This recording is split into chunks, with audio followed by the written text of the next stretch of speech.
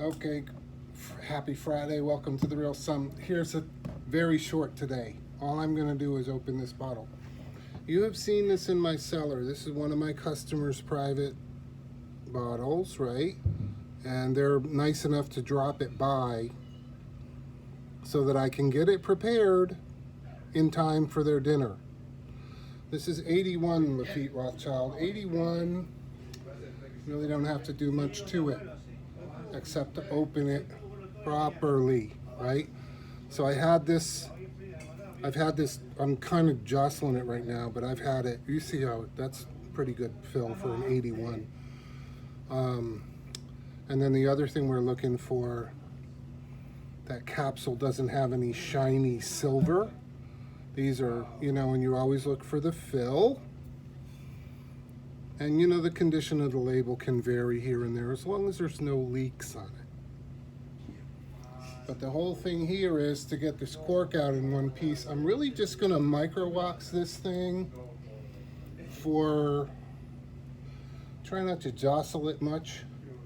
But all I'm really going to do is micro wax this for I don't know, it's 3:30.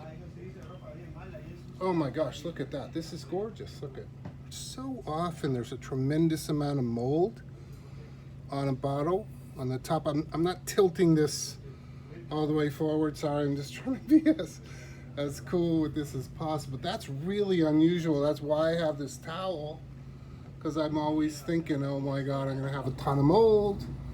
This is really beautifully clean. Now here's why. Because the guy lives in Ohio, and this is literally an underground cellar that he's brought this from. The cork is really firm, and that's pretty amazing. I am going to use my Durand, which is this thing. You've seen this before. Comes in the little cork thing, right? Pop it out. It's together like this. That's what it looks like coming out of the box, but you use it like this.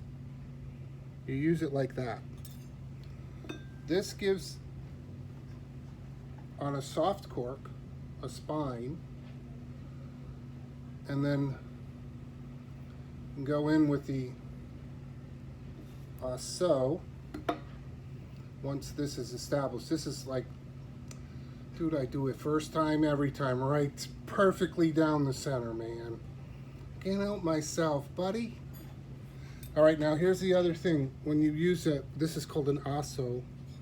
Notice one of those tines is a tiny bit longer than the other. This is the first one that goes in. See how that bottle is? I'm going to put the tines in here, make a T, pop it out.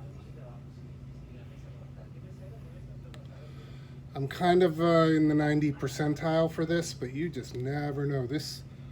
Everything here looks really great, but I live in Florida where all my life I've watched NASA missions go right down to 2 seconds and they scrap the mission. So far so good. But anything can happen, especially an old bottle of wine. Now this is the other thing. I don't wiggle this back and forth. I just barely, you see how I'm just barely rocking it? I don't want a lot of like this, because that could force the cork down. I'm trying to keep the cork where it's supposed to be. Okay? Okay, let's see how you do. Now, this is perfectly perpendicular at the moment. It does not stay that way. Okay? Once you grab it, this thing will twist and it'll get like so. Instead of being like that, it'll be like that. Absolutely fine. The most important thing are these tines getting the cork, and hopefully it hasn't torn it down here. Probably hasn't.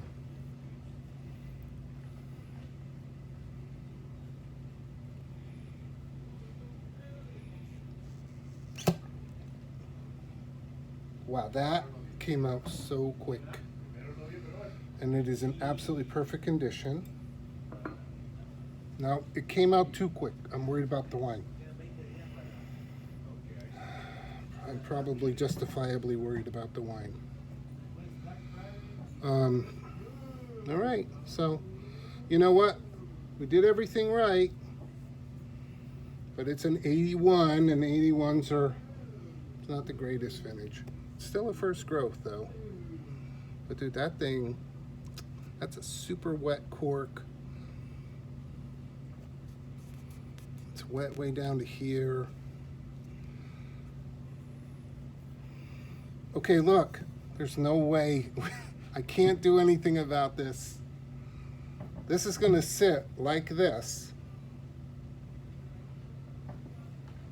for hours. Okay? This 81 now, here's the thing. You guys, maybe you know more than me. I have consulted a lot of guys and really just confirmed my own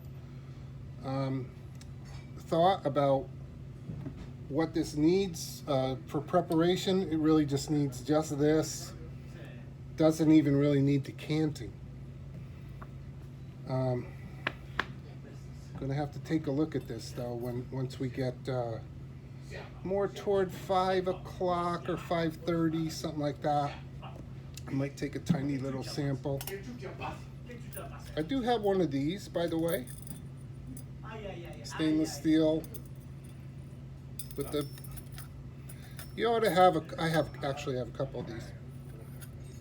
You ought to have a couple of these laying around, older wines, and you know what too, even newer wines from Napa that are like super high alcohol. I've seen a lot of crap, and you know, they say they're unfiltered, you know, that's fine, but even wines like big names, $200 bottles, you know,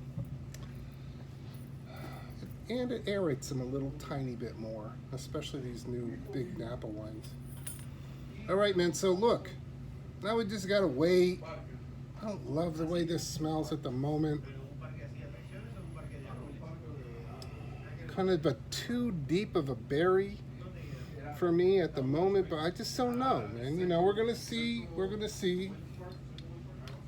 and I'll let you know what happened, okay?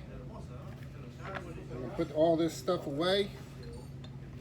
Love you, mean it. Have a great Friday. Peter at CanaWineCo.com, C-A-N-A, wineco.com, to order rare and exceptional wines and the largest selection of bourbons in the country. Or also info at The Real Somm.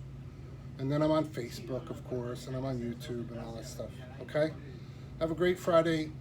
Yeah, make a dinner reservation for today or tomorrow. Go drink some wine in a restaurant. All right? Be good to your server.